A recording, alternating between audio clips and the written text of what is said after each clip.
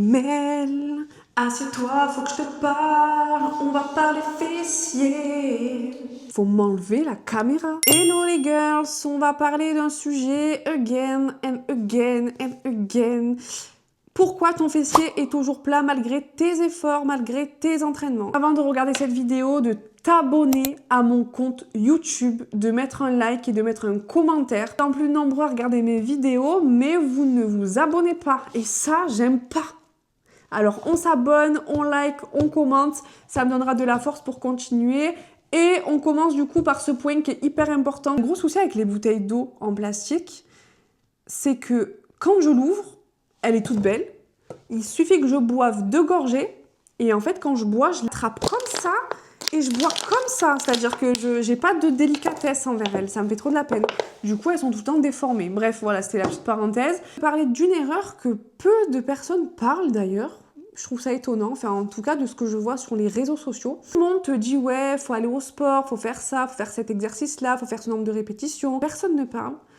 C'est de ne pas écrire sur un bloc-notes ou sur tes notes ou sur où tu veux les charges que tu mets toutes les semaines.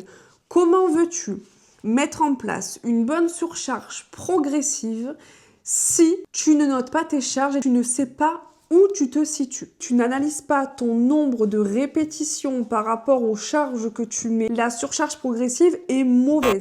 Il faut que avant tes séances de sport, tu saches déjà sur quel exercice tu vas devoir essayer de mettre un peu plus de charge.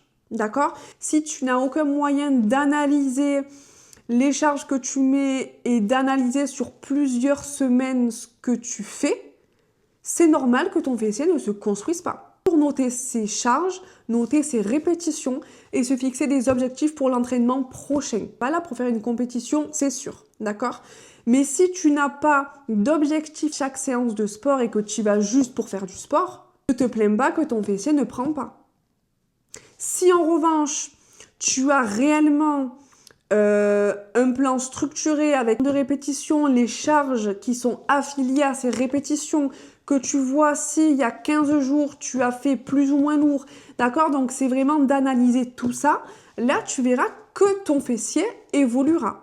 Si j'ai un conseil à te donner vite fait dans cette vidéo, ça va être vraiment de noter tes charges et tes performances à chaque séance de sport. Ça, c'est super important pour que tu puisses réellement voir où tu te situes, visualiser ce que tu dois faire dans les séances prochaines. Sans objectif précis, il n'y a pas d'évolution physique. Les femmes qui font du sport au feeling avec des vidéos YouTube, avec ce qu'elles piochent sur Instagram, qu'elles se font un programme vite fait, mais qu'elles y vont vraiment sans prise de tête, entre guillemets.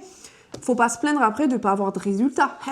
Voilà, on peut pas demander le beurre, l'argent du beurre, je sais plus qu'est-ce qu'on dit, la crémière, je crois, ou je sais plus, ou le fermier, bref, voilà. On peut pas demander toute la ferme si tu ne fais pas la base qui est déjà d'analyser tes répétitions, d'analyser tes performances à la salle de sport. C'est la fin de cette petite vidéo, j'espère qu'elle vous a plu. Maintenant, c'est à vous d'appliquer ce que je vous ai dit. On se retrouve pour une prochaine vidéo dimanche prochain. Je vous fais des bisous et pense à t'abonner, girls, s'il te plaît. Bisous!